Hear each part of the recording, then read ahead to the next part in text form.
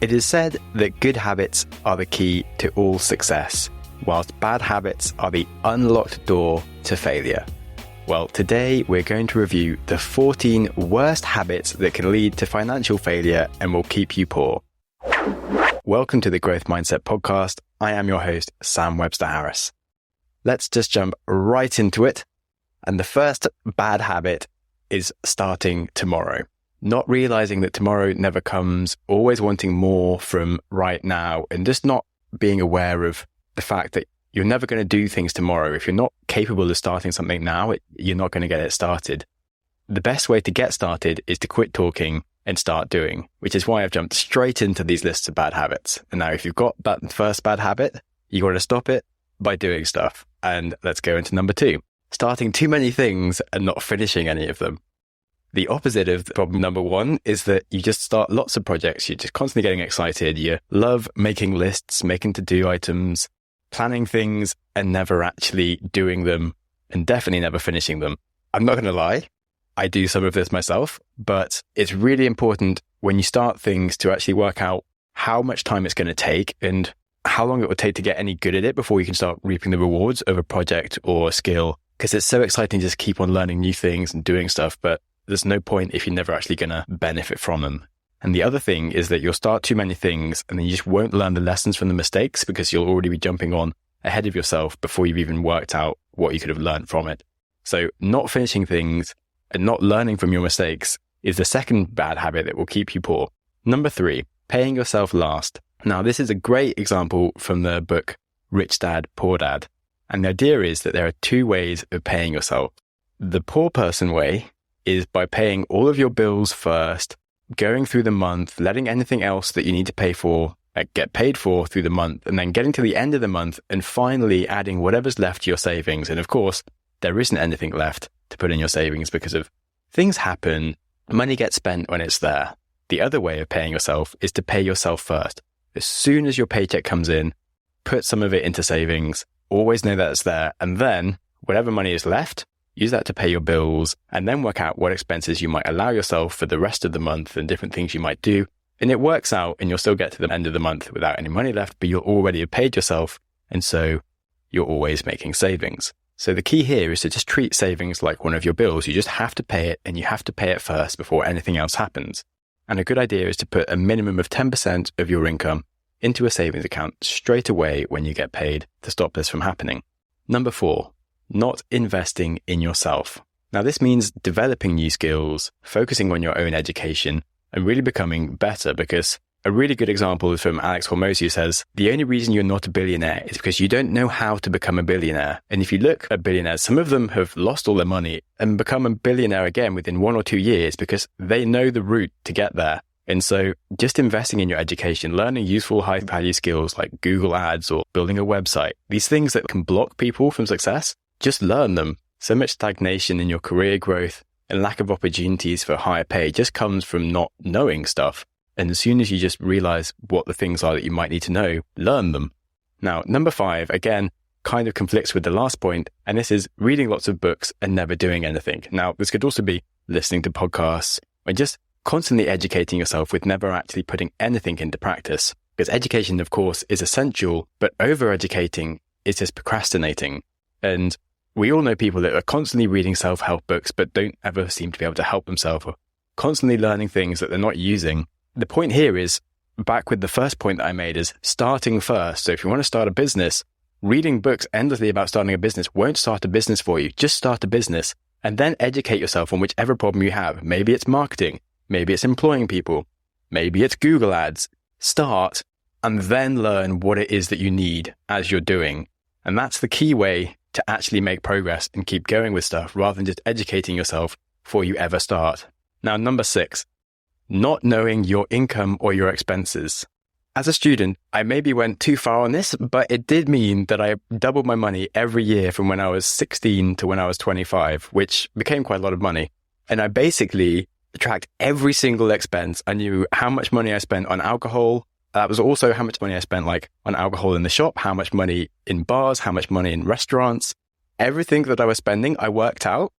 And I just knew how much of a budget I needed for the sort of lifestyle that I wanted or how to make changes to my lifestyle.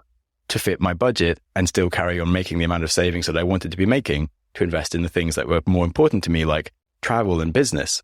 So really understanding how much money is coming into your account in different ways, whether that is your income or other investments that you have, and then where all those money is going seems really obvious, but it's actually never what you think it is. And what you have in your head is the ideal concept of where your money is going.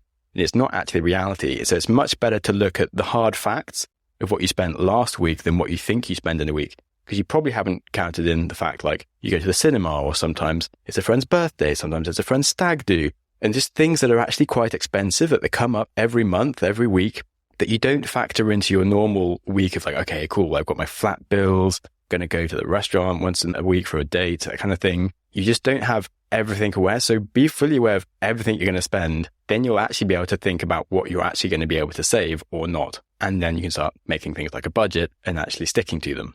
Number 7. Now this one is absolutely terrible.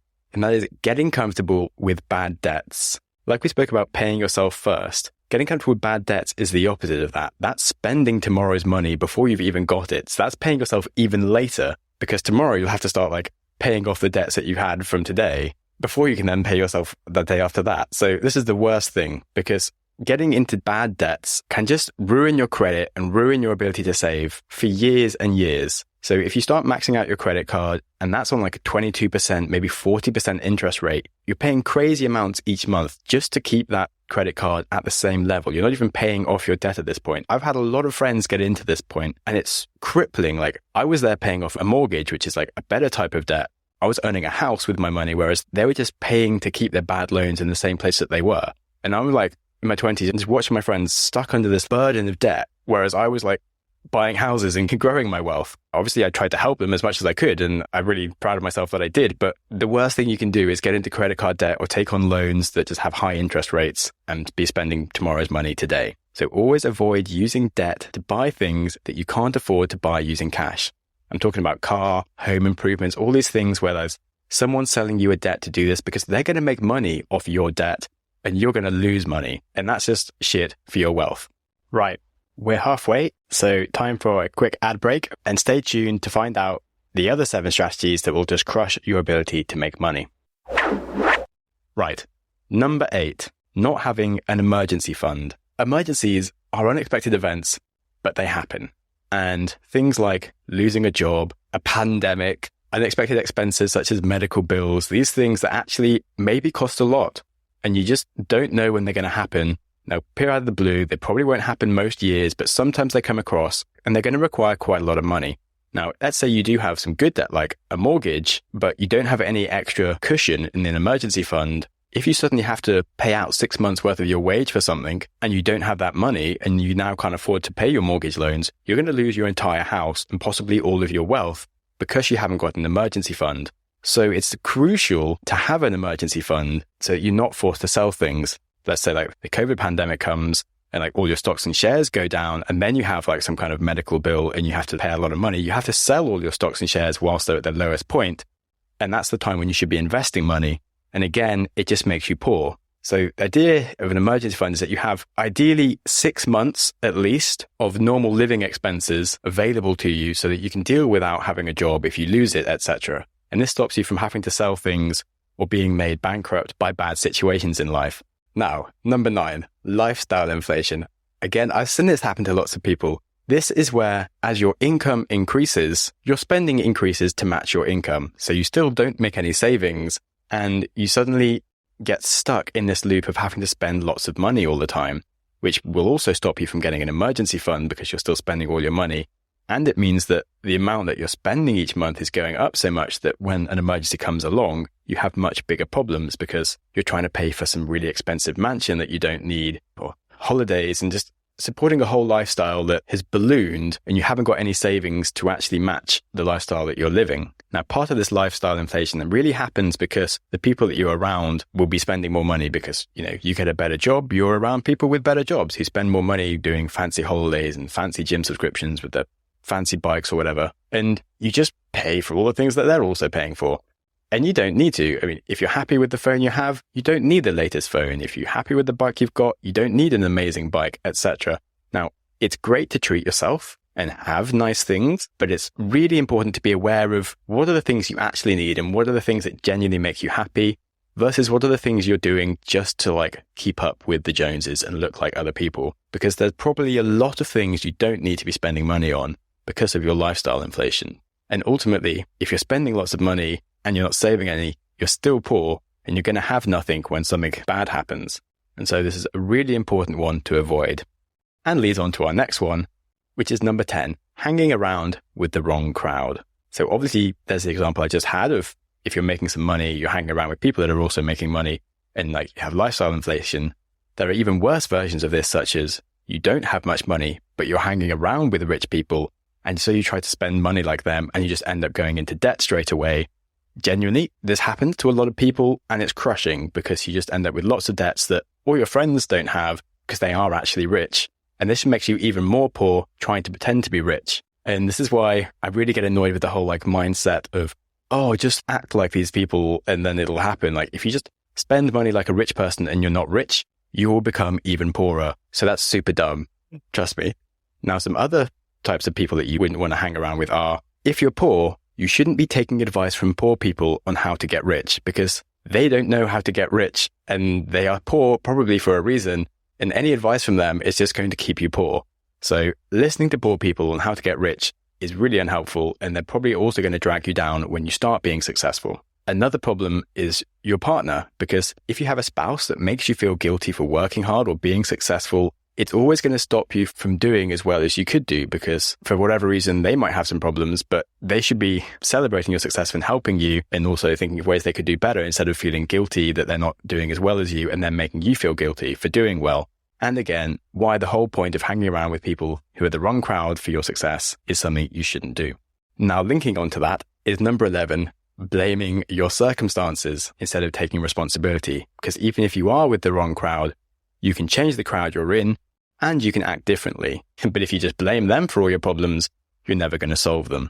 And in general in life, blaming your circumstances instead of accepting them and taking ownership to improve them will always keep you unsuccessful and will keep you poor because it's easy to blame the world, but it's very hard to fix things. So always focus on fixing things instead of blaming things. That simple.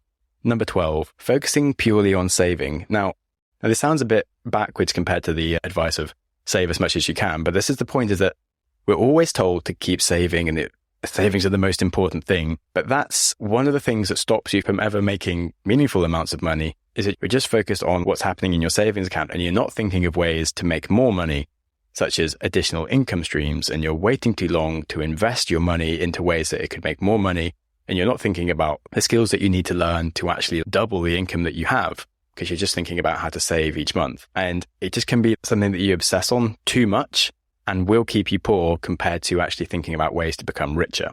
This leads on to number 13 about investing and not having a strategy to invest. Because if you just focus on your savings account, that's going to get an interest rate that's pretty low.